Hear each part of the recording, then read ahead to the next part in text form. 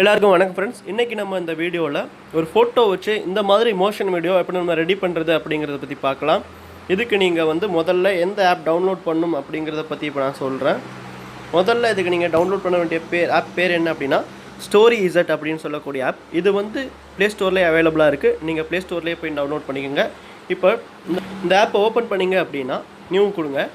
இதில் ரிபிள் எஃபெக்ட் அப்படின்னு சொல்லக்கூடிய இந்த எஃபெக்டை கிளிக் பண்ணுங்கள். கிளிக் பண்ணிவிட்டு இங்கே உங்களுக்கு நீங்கள் எந்த ஃபோட்டோ இந்த மாதிரி மோஷன் எஃபெக்ட்டுக்காக மாற்றணும் அப்படின்னு கிளிக் பண்ணுங்கள். கிளிக் பண்ணிட்டு எந்த சைஸ் அப்படிங்கிற கிராப் கேட்கும், அதையும் ஓகே பண்ணுங்கள். அதுக்கப்புறமா எந்த இடத்து மோஷன் இருக்கணும் அப்படிங்கிற இந்த மோஷன் ஆப்ஷனில் வச்சுட்டு இந்த மாதிரி போட்டுக்குங்க. ப்ளே பண்ணோம் அப்படின்னா மூவ் ஆகும்.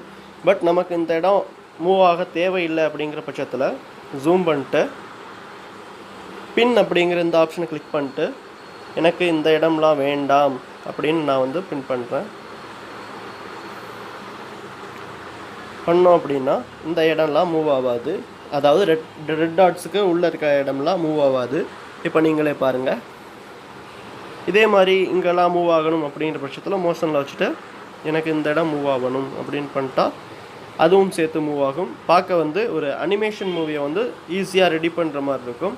ஸோ இந்த ஆப்பை நீங்கள் டவுன்லோட் பண்ணிங்கன்னா இந்த மாதிரியான வீடியோக்கள்லாம் நீங்கள் ரெடி பண்ணிக்கலாம். இது ஸ்டேட்டஸ் வைக்கிறதுக்கும் சரி, அதே மாதிரி உங்களோட ஃபேஸ்புக்கில் போடலாம், மற்ற விஷயங்களுக்கும் யூஸ் பண்ணிக்கலாம்.